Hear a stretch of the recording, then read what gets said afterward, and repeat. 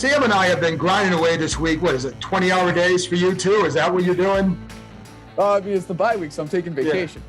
Yeah. Okay, we'll see. Working 20 hours a week. All right, well, some of us who grind are still doing the 20 hours a day. So, that's how it goes. It's an inside joke, folks. But I wanted to have Sam on to talk about a little bit looking at the first half, but mostly looking ahead to the second half of the season. And to close out the first half, what was maybe your biggest surprise about this? I mean, I think everybody would look at the 2-6 record and say, I didn't quite see that. But what was your big takeaway and surprise from the first half of this season? Yeah.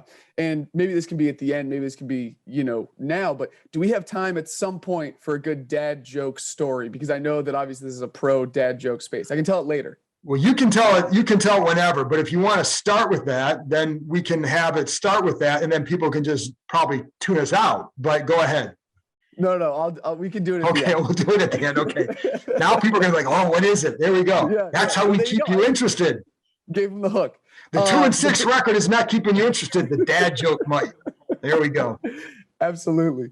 So, I mean, the surprise to me, I think, has to be the defense, right? I mean, I know that we've talked about that. And I think we can go through the line play, the secondary play, which are all valid concerns, especially the line play, obviously earlier this year, especially because Ron Rivera talked so much in camp about they've got to have cohesive rush. And then it still took 4 or 5 weeks for that to happen. So you knew it was a problem. It still was a problem. But to me, I think maybe the biggest surprise was the linebacker position, because obviously it was a struggle last year. And obviously this is a staff that knows good linebacking play.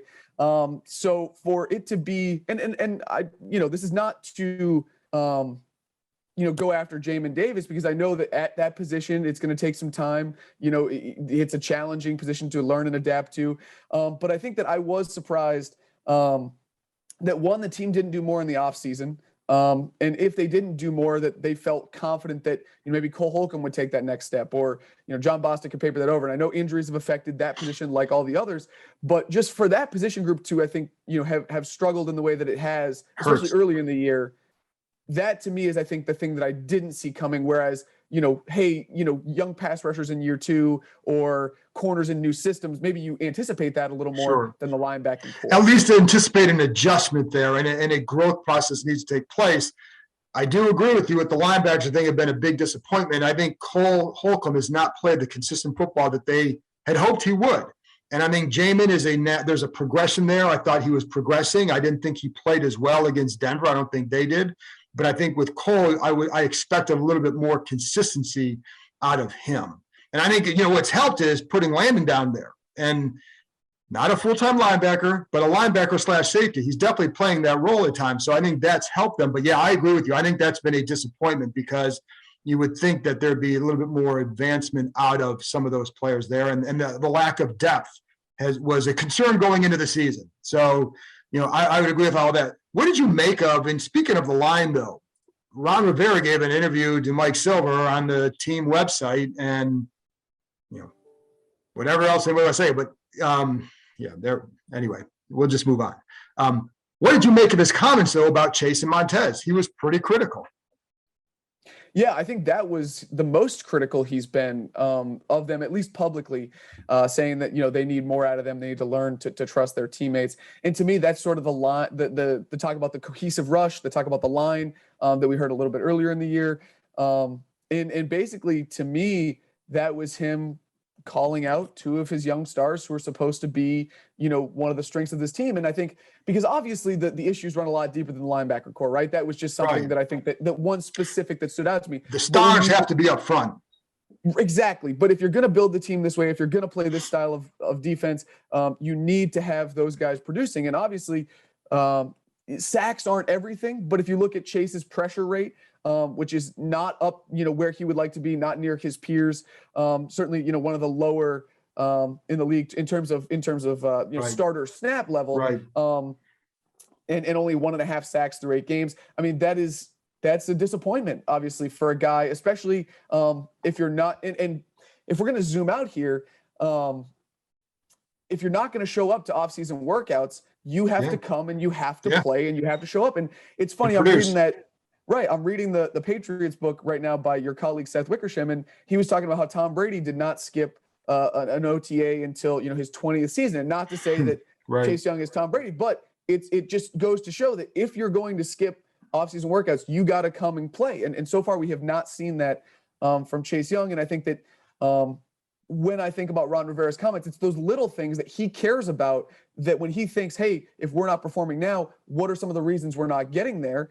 And if Chase hasn't been working on, if he hasn't devoted the time or been in the building to get those workouts in, or to take care of what he needs to take care of, I think those are things that maybe stick in his head. Sure, absolutely. And when Deshaun Jackson was here, before you obviously got here, he would miss a lot of those OTA and offseason workouts.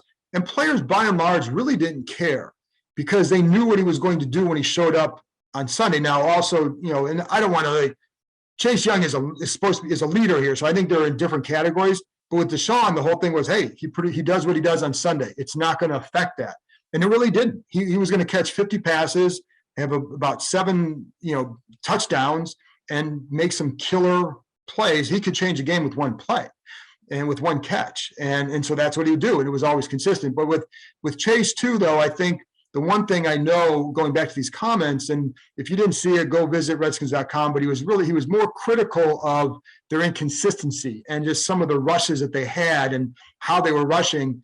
And what I know about Rivera is he will not single out a player until he's hit a breaking point.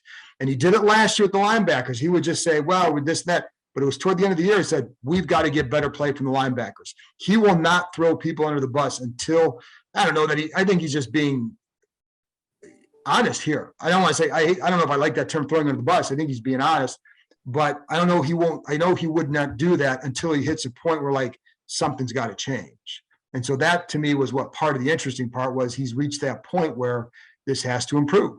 And, and that's, which I think everybody would agree with. And, the other thing too, with Chase that I look at is there's the inconsistencies with his approach maybe to the rush. And I think this is part of the growth process. He had success at the end of the year and you watched him. And one thing I want to get into with him going forward is that all of his sacks last year came on the right side. Now he rushed from both sides, but all of them came from the right side. Has that made a difference? Was it just as simple as, hey, I flipped sides? Or is there a technique that he's not using that he did last year? Or is it just like, hey, they figured this part out and they are getting chipped more. The ends we're getting chipped more. So there's a lot of things that could go into it other than just, hey, he missed OTAs. But if you, like you said, if you're going to do that, then it's always about, well, how do you produce during the season? Because if you do, then nobody cares. So, Right. And so I think that, I don't mean to say that's the explanation for why he's not playing well. Right. And I think that he gives up the benefit of the doubt, because I know obviously he was training, he was working on skills. Yeah. And I know it matters to him too. I know it absolutely matters to him. I mean, the guy studies, I'm never going to question his work ethic. Right. By any means. Exactly. So go ahead. Well, I was just saying, to me, obviously this is not where he wants to be. And this is, I'm sure that when a guy cares as much as he does, when he works as much as he does, when you don't get those numbers that, you need to produce, or you don't get those pressures, I'm sure that it's possible that the poor performance early in the season is leading him to press a little bit. And maybe that's why, if Ron has hit that breaking point, maybe it's a combination of, I wasn't playing well early. Now I'm, trying to compensate and doing those things now. So what I'm saying is it's definitely a complicated issue. It is. And I do think, it's funny because leading into the second half, that is something to why I know Montez Sweat will not be out there now for at least a month, but with Chase, he will be, and there will be a little bit more pressure on him without Montez on the other side. So this is one of the things that I'm looking forward to watching throughout the second half. And unfortunately, we're at the point where now it's more about, right now, it's going to be more about individuals developing than it is about playoffs or anything like that. For fans, that's an unfortunate thing. But I am curious to see how Chase responds the second half. He had a really good second half last year. How does he finish? Does he become a little bit more consistent with the way he rushes, with his hands, with his footwork, et cetera? And, just to see how he develops. I mean, that's one of the things I'm looking forward to. How about you? Yeah, I think personal development, especially with the number of the number of injuries they have. I think that you can point that out at a lot of positions. How is Cam Curl going to continue to grow as the strong Right. safety? How is, Jarrett Patterson going to grow at running back if Antonio Gibson continues to have these shin problems? And if he doesn't, or if he can get, fully healthy Right. or somewhere close, how does he continue to develop in pass pro and some of those things that we're looking for from him? Dax Milne has seen the field a little bit more. Yeah. And I think it's expected almost at this point that he would step into maybe that Adam Humphries role next season, if he can make the development. So definitely when Ron Rivera talks about development and kind of getting an offense or lines ready for a potential franchise quarterback, I think these are some of the things that, we're thinking about as the season goes. And I think a good example of that was last week at right tackle with Sadiq Charles. We just, we know that they like the player. We don't know, is it tackle, is it guard? How did he look? And obviously in the sample size, he did not look great. I think he allowed about 6 pressures or sacks, but you now have more information on a guy than, hey, he played 2 snaps against the Giants and then got injured. So, Right. This is all an information collecting process for the rest of the year. As you said, it's for the team to evaluate, for the players to grow. And I think that is going to be valuable if Ron Rivera can open up a competitive window at some point. I know that's a big if, but there is something cohesive, something building that you can look at and say, okay, how does this fit into the bigger picture? Well, and I think along those lines and we'll get into quarterback in a minute, but I keep harping on the defense, because if this defense doesn't play well in the second half, you have much bigger issues and many more holes to fill going forward. And I know like fans always want the high draft pick. They had the high pick a couple of years ago. They had Chase Young. So those top 5 picks aren't always going to pay dividends. I mean, you look at some of the better quarterbacks playing, they're not always top 5 picks. I mean, the best quarterback right now in this class from last year was the 15th pick in Mac Jones. Now, whether it stays that way, we'll see. But my point is, you need to build something first. And I think that's why this defense is important to get going forward, because if you don't solve this, if Chase Young if Chase Young goes the way we think he will go, which is much further than where he's at now. I mean, kid's got the talent, and he does care, and he does work. Jamin Davis, how does he progress? Does William Jackson, when he comes back, is he consistent? Is he inconsistent still? Or does he progress in the scheme the way they hope? Because if he doesn't, that's a problem. And so that's like one of the biggest things I want to watch for is the development of the overall defense. Within that, there's individuals, but I love Cam Curl as strong safety. I like Landon a lot at that position. So I think you're starting to solve some things, but man, they got a couple other areas where you've got to get this solved and make sure going into 2022 that this is something you can rely upon. And I think to your point, this is something where, a good example, Cole Holcomb, like you said, can he develop into that consistent guy that they think he can? Or if given a whole year, does he not quite get there? And then you have to address it from outside. So, while obviously the defense is hugely important to see that progression, I just wonder, when you step back and in whenever your season ends, you're looking at the tape from the whole year, how are you going to see guys grow and develop? And then what decisions do you make to say, hey, this is where we got to go? Because obviously this remade front office, there's been a lot of injuries in the players they brought in, but also I think a lot of maybe not living up to expectations, or maybe it's taken a little bit longer. So how does this personnel department then, take those evaluations and then decide where do we need to fix this roster? Absolutely. And I think one thing with Cole, what would help his development is Jamin playing more in the middle and taking over that role, because then it allows him to go outside where they feel he's more comfortable. So, and I think that could help him. But I think, like I said, if you get those two playing consistent down the stretch, you'll be a better defense. And, then you're going to have to fill in a couple parts here and there, but at least you don't have major holes. And if you wanted to get a guy in the first round, another corner or whatever, you can go do that and know you're adding to it and not trying to rebuild again. Offensively, when you put out some stuff on Taylor Heineke, those passing charts, the heat charts that just show the completions and all that. And I like that stuff, but the bottom line is, and first of all, going forward, how do you see him in this organization? His role? Yeah. To me, I think big picture, you're learning that maybe he's a very good backup, but maybe not quite the caliber or the consistency of an NFL starter. And I think it's important to point out that while they have had trouble in the red zone or in that 35 and in territory over the last 3 games, they have moved the ball. So whether that's play calling or personnel or execution in terms of not, it's a combination of all those things probably, particularly because of the injuries they've sustained. But to me, Taylor Heineke, solid backup, has shown that if he can continue to grow and and obviously that's an open question, but some of those passing charts and his struggles to complete the deep ball. I mean, I think those are, I don't want to get lost in the minutia with him. Right. But it's a missing element of the offense. But it is a missing element because, a lot of those incompletions are off target. It's not, he's 5 for 21 on throws over 20 air yards in the last 4 games since that Atlanta Falcons comeback. And a lot of those incompletions, it's not like he's putting it on the guy and Terry's dropping it or there's a really nice pass breakup. More than half of those incompletions have just been off target throws. So that's a missing element of this offense that I'm not sure he can necessarily, because the arm strength has been a question. It's not the strength, it's the accuracy. I'm not sure if the development maybe can be there, but at the same time, I do think he is smart. I think that he is competitive. I think he's confident. So I think you could do worse in backup quarterbacks, as I think you see around the league. Absolutely. But I think that's kind of where I'm at with him now. What about you? Yeah, I mean, I'm at the same point. But I'll be honest. I mean, this is how I saw him last year. At the end of the year, and I know, I mean, I've always felt like this is and I've always said there's nothing wrong with finding a really good backup. You needed that, right? So, but you also knew that they needed a guy for the future to build around and that, but I like him. I like his story. I think he adds something when he comes in.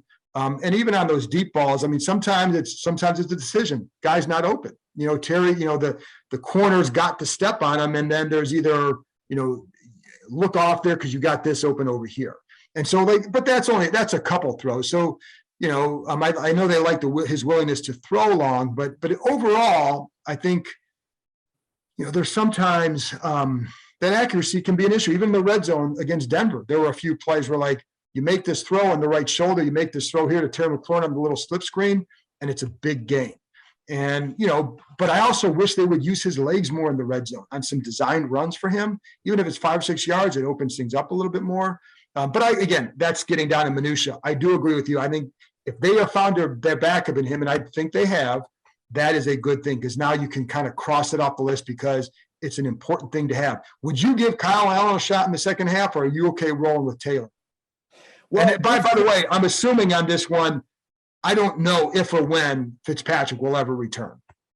Yeah, that's an important caveat because, and even if he does, let's say he's healthy or ready by week 3. I mean, at that point, do you go back to him? That's a whole separate discussion. But right.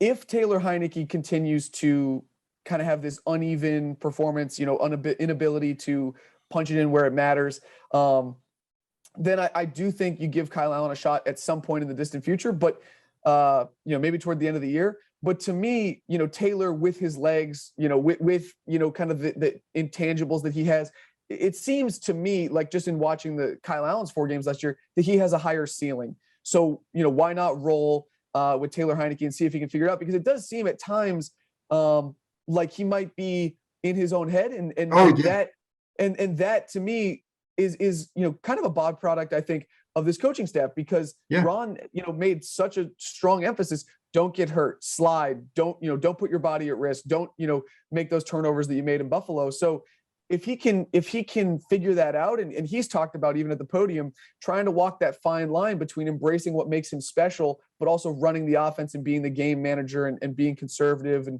doing the things that they want him to do. So if he can figure out how to navigate that balance, that to me, just accentuates that strength of now having a solid backup quarterback. Yeah. But I think you've got to give him time to work those things out because we're still talking, he's still nine games starting. Yeah. I mean, he's still an inexperienced guy. Yeah. So if he can show that growth, I think that is at the quarterback position, if you don't have Fitz back, that's the main thing. And if you get to a point where you don't feel like you're seeing that then maybe say, okay, Kyle Allen, we've seen plenty of you before, but let's see if you've grown yourself. And in fairness to Heineke, you're not talking about, the greatest show on turf receivers out here, right? You're not talking about Dallas's talent around him. And you need, like, any quarterback here, you want to see De'Ami Brown get out there and then be consistent. And he looked every bit the rookie when he was in. You want to see Curtis Samuel out there. What can this offense become with a healthy Samuel, with all this around him? Logan Thomas back out there, a healthy Antonio Gibson. So there's a lot of things this offense hasn't had that would hurt any quarterback. And I'm not, like I said, I know what I think on Heineke, but in fairness to him, I mean, you need to have those things. And he's not a guy who's going to put you on his back and carry you, which is why I've kind of pushed a little bit harder for that run game. I think it could have been more helpful to them at times. And again, I always say, I don't want to sound like Chris Russell. I'm not Chris Russell saying you have to run the ball every snap, run, pass. That's Chris. But hi, Chris. But I do think that this could create an identity for them. But that aside, I think that's the other thing for me to watch in the second half is, does Samuel actually play? Can he stay on the field?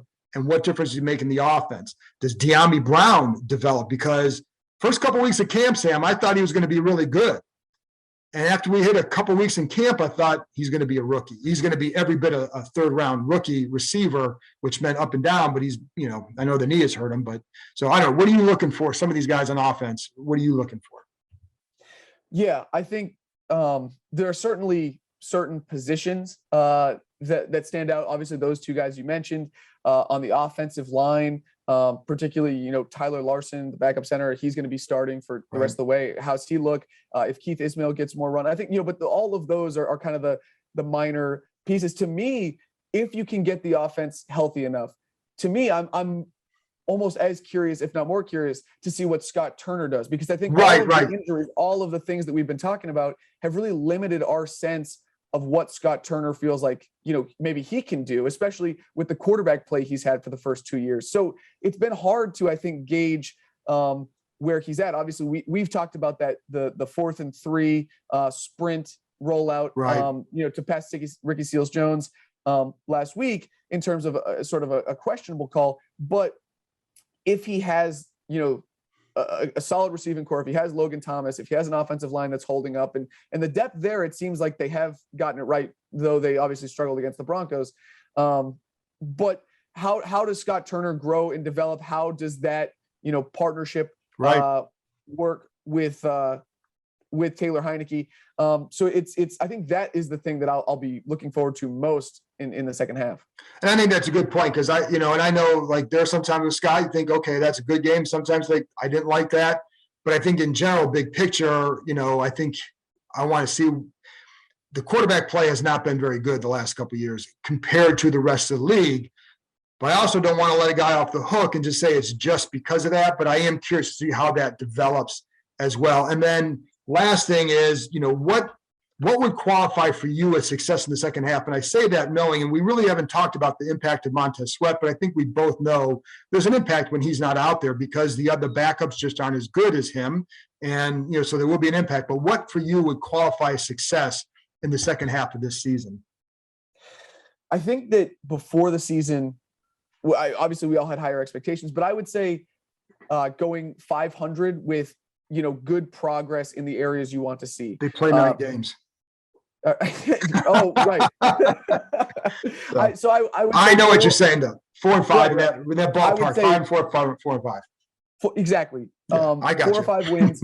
Right. No, that's a good reminder. So I would say 4 or 5 wins, and you need those wins to be there, obviously, to show that progress. I think sometimes people get caught up in the number of wins because you want to see that material number, even though, hey, like, let's say last year they didn't go 7-9, they won 5 games, but they saw the development in that defense. I think that would have been okay. But now I think you do need to show those wins because it's been lacking. But obviously you want to see those wins come because of the defense improving, because, the offensive line, the depth holding up. Guys come back healthy finally. Right, exactly. Or stay on the field. What I'm saying is you don't want empty wins. You don't want, you want wins that reflect the growth of this team, the way that they're going to win in the future. And I think along those lines, not to cut you off, but along those lines, that what you're pretty much saying is consistent play, even in those losses. And that's what we haven't seen either. Against better teams. Exactly. Right. You can't have one of those Buffalo games. You can't have a Kansas City second half. You can't get, I think the way Ron would put it is, you can't let things snowball on you anymore. Right. If you're going to lose, you got to lose by a touchdown, or they just got to beat you. You got to force teams to beat you and not sound like a football coach. But I mean, those I think are the things that are important in this second half, at least in my view. Well, especially and also along those lines, like in Green Bay, we would have looked differently at that game overall if they have one or two conversions in the red zone. And let's say now, if it's a tight game, does Aaron Rodgers probably go down and score again? Well, we can all, I know we've all seen Aaron Rodgers and Devontae Adams. I'll take a wild leap of faith and say they probably would do, but you make them work harder for it. And I think I think people would have been okay with that loss, knowing the situation had they converted one twice. It's like 24-21. It's like, hey, they showed progress. But, and so like they actually did, but you didn't because you only scored 10 points. But you know what I mean? So I think that's an example of a game where it's like you could have shown that, but you didn't enough. Right. I mean, they were down 17-10 with the ball to start the second half, and Antonio Gibson fumbled at their own 28-yard line. Right. So, I mean, they, sort of a theme, I think, of this conversation is that game, even though it's 24-10, they look a lot more competitive. They make a couple mistakes that obviously look bad, but they lose the benefit of the doubt. So that when you Correct. See 24-10, you say, oh, that's them, being Washington again. But even though there was growth, and then obviously you take a step back in Denver, but yeah, consistency, competitiveness, those are the things I think that show growth along with wins, because those are key, obviously, now in the second half. Sam, thank you very much. You're a good young talent, and I enjoy having you on, so I appreciate the insight. Oh, wait a minute. No. Dad joke. Go ahead. Forgot. This is why people have been listening. There's like, I don't care what he says about this. Let's get to the dad joke. Right. So I thought you would appreciate this. It's the bye week. It's the bye weekend. My parents are in town, and so they drive down from Maine where they live. And so they got here at about 2 a.m. last night. And so I go down, I'm letting them in, and I open the trunk of my mom's van, and there's a cooler there. And since I was a little kid, I have no idea why. Every time my dad would pick up a cooler, he would say, "Cooler, clink, the cooler." And I don't know what that's from. I have no idea where it's from, and I've never asked, but it's in my inner monologue. So when I opened the car and I saw the cooler, it just went in my head. And so I thought, I that's a W for your dad. Right. And I said, am I going to say it or are you? And he laughed and, my work here is done. So I thought that you would appreciate that. I do, because there are a lot of times where my kids will come down and all right. So my middle son, before he was lifting weights, and he'd come down and he'd throw his shirt in the dryer. We have no shirt on. And I always say, I thought you said you were lifting. I thought you said you were lifting. I thought you were working out. And, it was like every day when he did it. Now, the problem is I can't say it now because it does look like he has been working out. But every day you do it. And then sometimes you just come down, you just look at them and they'll say, like, don't say it. Don't say it. I'm like, I don't have to now because you already know I might. It's already been said in your head. I'm done. My work is done. So in the banana joke, they got tired of, but, I can't help that. So the banana phone joke. Right. But it's as long as you're the voice in their head, I mean, that's all that matters. When I used to coach basketball, I knew I had my team when they would repeat what I said. I'm like, I'm done. I don't have to coach. Like, they are now coaching themselves. It's the same way with kids and dad jokes. Once you start, even my youngest son will do that. He'll come down, he'll take his shirt off, throw in there, and say, you can't go to school like that. And it drives him nuts. And every time. And so what happens now is, because he's like, it drives him nuts. So I bite my tongue he does it. I'm like, a couple of weeks ago, I did it again. He's like, he just glares at me. I'm like, I'm sorry, I can't help it. But half the time I'll just start laughing. And he knows, like, don't you say it. So I don't have to, because you know what I'm going to say. And it already drives you nuts. And my mission has been accomplished. So there you go. I can't see, you're going to be an ultimate dad joke guy. And you know that. And I'll tell my kids that all the time too. I'm like, this is you really soon. Sooner than you think, it's going to be you. So embrace your heritage now. So if you don't think I'm going to be saying "Kula clink the Kula" to my kids and not have any idea what I'm talking about, then you got it's that right. fantastic. Yeah, I've got I could do a whole show on dad jokes and bad dad, annoying your kids and all that. How to know your kids in 5 minutes. So actually didn't take that long. So, all right, Sam, very good. That's awesome. Thank you. Of course. Thanks for having me, Con.